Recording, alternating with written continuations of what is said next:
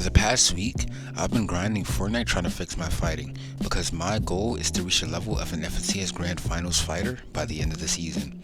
And this week, I realized something. My biggest weakness isn't what I thought it was. At first, I was just reviewing my mistakes, playing ranked, and trying not to repeat them. And it worked, sort of. My defensive fighting actually became really solid. I was staying calm, not panicking, and even beating players that are way better than me sometimes, with some 10 times my PR, and even players who have thousands of dollars in earnings. But there was one huge problem.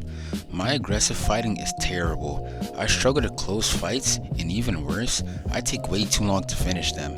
But the biggest issue, in build fights especially, when I'm trying to take height, I just lose, and I started noticing it over and over again. So I changed my routine completely to focus on that.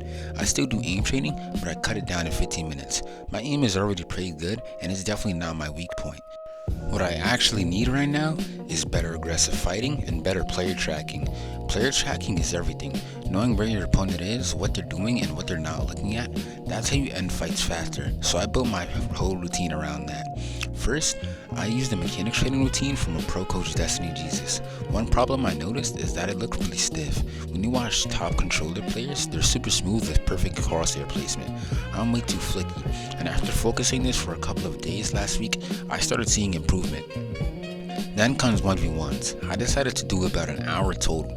20 minutes of PGs to practice my mechanics against real players, and then 40 minutes of Zone Wars and Realistics. Zone Wars are especially good, and they have caused a lot of new up-and-coming competitive players, and they come from creative where they've been grinding tokens for months, and some even years. But finally, I still play ranked every day because it's the most realistic way to practice fighting against all type of players. But now, here's the results. In solo cups, I didn't qualify, mostly because I kept dying off spawn. But at the same time, I was actually top 100 on multiple regions, EU, NA West, and Central for a while before that. And when I made it to mid game and end game, I was consistently getting refreshes and winning fights. In duos though, things got a lot more interesting. Day 1 went pretty bad, but after VOD reviewing, we had our best performance yet. We made endgame in 8 out of 9 games, and we got 3 top 10s in a row. But in our last game, we got 15th, and we barely missed qualification by 3 points. But it wasn't all bad. We ended up playing the Lola Skin Cup, and even though we started an hour and a half late, we got 124 kills in 7 games and won 3 out of the 7. Myself, I had 55 kills with 10k damage and a 2.06 damage ratio. So even though we didn't qualify, my fighting has definitely improved a lot. Going into next week, I'm expecting even more improvement. I feel like I might hit a plateau soon, but I'm doing everything I can to avoid it because I don't have much time left in this season. If you want to follow the journey, I'm streaming live and posting every day on TikTok and YouTube Shorts.